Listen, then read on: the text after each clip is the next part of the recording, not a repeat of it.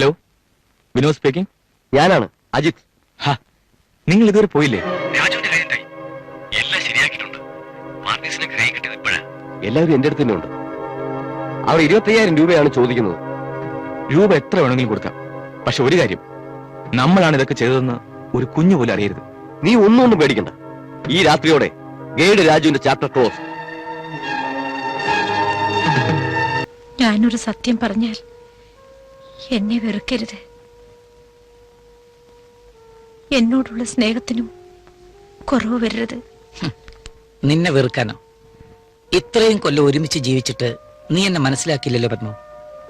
ഞാൻ അങ്ങയോട് എല്ലാം തുറന്നു പറഞ്ഞിട്ടുള്ളതാണ്. ഞാൻ പ്രസവിച്ച എന്റെ കുഞ്ഞ് മരിച്ചു പോയെന്നാണ് ഞാൻ ഇത്രയും കാലം വിശ്വസിച്ചിരുന്നത്, എന്നെ വിശ്വസിപ്പിച്ചിരുന്നത്. ആ കുഞ്ഞ് ഇപ്പോഴും ജീവിച്ചിരിപ്പുണ്ട്.